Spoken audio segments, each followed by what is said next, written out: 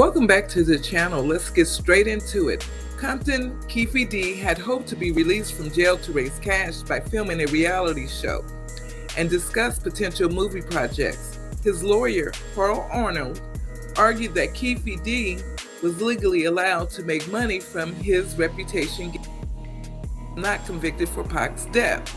However, prosecutors argued that Keefe bail money was supplied by a friend who had deceived the court, and freeing him would be dangerous to the community. Last month, Kearney expressed concerns about Keefe real name Dwayne Davis, earning money from the case, and denied bail over uncertainties about the source of the bail supplied by rapper-entertainer Cash Whack 100 Jones.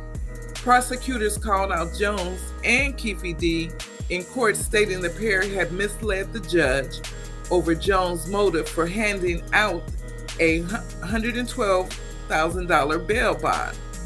Keefe denied having struck any deal with Jones for TV projects in the hearing with Jones, insisting that was not his business plan.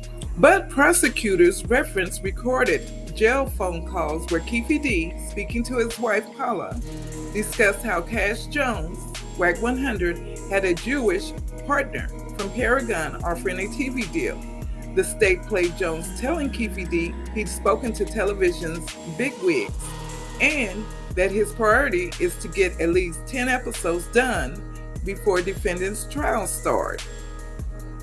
Keefe launched his tirade about these two dudes right here, referring to Chief Deputy District Attorney and prosecutor. Getting heated, Keefe stared at prosecutors, declaring they are not only ugly on the outside, but they are ugly on the inside. The Tupac murder suspect also vented about evidence from his own confessions to police officers in Los Angeles being referred in court papers over his trial.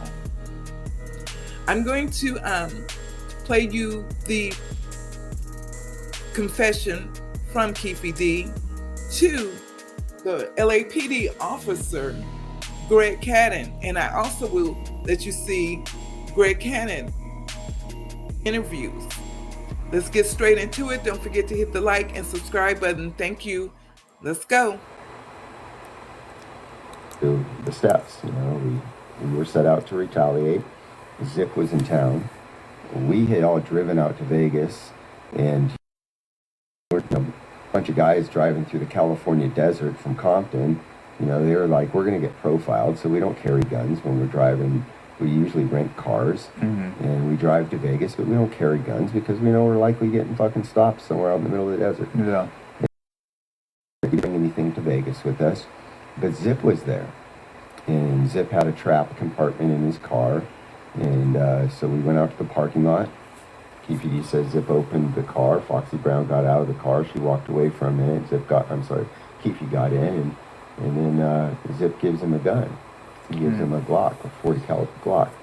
And he goes, here, I got heat for you. So now they have the gun, now they have the motive, and now it's just a matter of trying to find Tupac. Orlando Anderson's going to retaliate no matter what. He's got to save face. But when Keefe and white Cadillac, including Orlando Anderson, and they pull in, there's like a bunch of cops in the parking lot, and so they're like, all right, like you said, we'll just wait for another opportunity. They leave, and through happenstance, as they're leaving, they get down the street at an intersection. As they're driving down the road, here comes Tupac and Shug, and they've got their entourage, and they're making a lot of noise and bringing attention to themselves. Yeah. So they're stopped at an intersection. Yeah, and so they bring attention to themselves, and the Crips are like, "What? Look at right there. There they are." They bust too good to be true. Yeah, they bust a U-turn. Keefe goes to hand the gun to the guy who's in the best position to shoot, which is a guy named DeAndre. And DeAndre's like, "Nah, man. This is Orlando's beef more than mine." And Orlando's on the other side of the back seat, and he grabs the gun, gives me that motherfucker, and leans over the top of DeAndre, puts his arm out the window, and just starts firing into the car that Tupac and Shug are in. And, you know, Tupac takes it round through the chest. And then 10 years later, you know, when we're investigating it, we gave him a different motivation. We to tell the truth. And that was the strategy. It's like, we need to put him into a corner that only the truth can get him out of. The truth will build the ladder for you. And so, you know, we didn't know what he was going to say. But when we sat Keefe down and we said we want to talk about Biggie, he's like, I can't really tell you too much about Biggie. I think Shugknight probably had that done. But, you know, we didn't. It wasn't us. But I can tell you about one that was. And that's when he opens the door to the Tupac murder and describe how things went down that night after Orlando Anderson got sucker punched by Pac. We went to eat. We was eating. Man, they came and said, you just beat up man. And we was in a hotel, yeah, at the MGM at a restaurant. There was a few New Yorkers though, who were with them. Like, man, y'all need some help. We got this. That's what they said? You guys aren't out in Vegas and with that intention. That's not why you're in Vegas. We've been going to the fights since that day, you know, the 80s. So y'all geared up to go to Vegas, y'all was going anyway. Not even knowing who else was going to be down there. Not knowing if Pac and Chip was We ain't got no pistol. We ain't got no pistols down there, and shit, it's right there. It's a perfect opportunity, baby. That was zip talking? Yeah. Because of what happened with... Yeah. He told me in the lobby that he had some Jimmys. So what? Had a Jimmy. And a Benz. He had a little secret. Thing popped out. Popped up. Popped on In the armrest? Yeah. He tells it, hey, we can go handle this shit or whatever. Yeah, they asked like, y'all want us to come?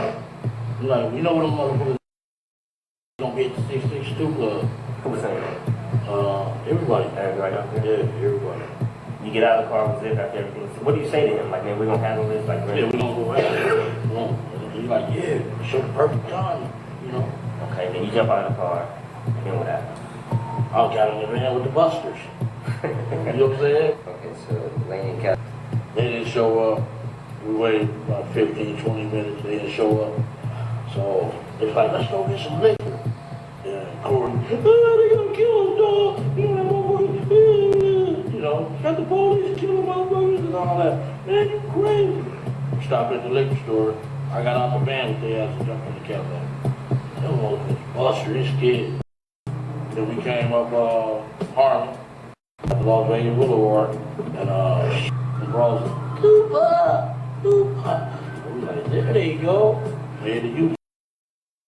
Just one of the U-turn. It was in the middle lane. We just pulled up on the side to check every car to see where they was. So what directed your attention to him? Was some girl shouting at Tupac? Tupac! He gave away. Otherwise, they would have got away. I thought he was going to pull on my side. You know, that's what I'm going to look out for him. You know, on their side. So you were fitting to blast if you had to, or you were just... Yeah, if we would have been on our side, I would have blasted. Okay. I gave it to Dre, and Dre was like, no. And Lane's like, dude, pop it, dude. So Orlando shot his car across Dre? And he leaned over and pop.